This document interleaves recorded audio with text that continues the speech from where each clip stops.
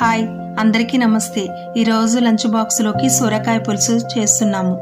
సొరకాయ పులుసును సొరకాయ దప్పడం అని కూడా కొంతమంది అంటారు। కర్రీకి కావాల్సినవన్నీ రెడీ చేసుకొని 2 టేబుల్ స్పూన్ ఆయిల్ వేసుకోవాలి। ఆయిల్ వేడెక్కిన తర్వాత ఆవాలు, జీలకర్ర, చిన్న చిన్న ముక్కలుగా కట్ చేసిన ఆనియన్స్ కూడా వేసుకోవాలి। ఆనియన్స్ అనేది కొద్దిగా రెడ్ కలర్ వచ్చేసాక ఒక దాల్చిన చెక్క, 2 లవంగా, 1 యాలకు వేసుకోవాలి। ఇది సొరకాయ దప్పడం కాబట్టి అవి వేస్తే చాలా బాగుంటుంది। ఆ తర్వాత పచ్చిమిర్చి వేయాలి, కొద్దిగా కొత్తిమీర, కరివేపాకు, పసుపు వేసి కొద్దిసేపు మగ్గనివ్వాలి। ఆ తర్వాత కట్ చేసిన సొరకాయ ముక్కలను వేసుకోవాలి।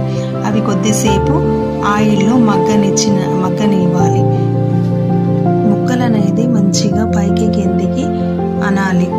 అన్న తర్వాత క్యాప్ అనేది పెట్టి దాని మీద కొద్దిగా వాటర్ వేసుకోవాలి।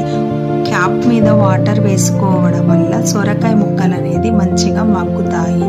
జీలకర్ర మెంతుల పొడి 1 టేబుల్ స్పూన్ వేసుకోవాలి।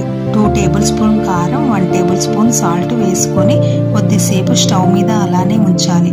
ఎందుకంటే సొరకాయ ముక్కలకు కారం అనేది పట్టాలి। ఒక 2 మినిట్స్ స్టవ్ మీద అలానే ఉంచేసి సొరకాయ ముక్కలను ఆయిల్ అనేది పైకి వచ్చేస్తుంది। ఆ తర్వాత మనం కలిపి ఉన్న చింతపండు రసాన్ని పోసుకొని కొద్దిగా వాటర్ అనేది యాడ్ చేసుకోవాలి। స్టవ్ మీద కొద్దిసేపు అలానే కుక్ అవ్వనివ్వాలి। ఓసారి క్యాప్ తీసి చూసి సాల్ట్ సరిపోయిందా లేదా అని చూసి 1 టేబుల్ స్పూన్ సాల్ట్ వేసుకొని క్యాప్ పెట్టి 2 మినిట్స్ కుక్ అవ్వనివ్వాలి। ఈ కర్రీ మా అత్తయ్య చేసిందండి। మా అత్తయ్య దగ్గరనే నేను వంటలు నేర్చుకున్నాను।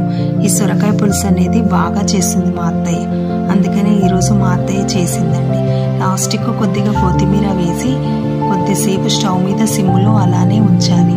సిమ్లో ఉంచితే కొద్దిగా ఆయిల్ అనేది సపరేట్ అవుతుంది, అప్పుడు కర్రీ అయినట్టు మనకు అర్థమైపోతుంది।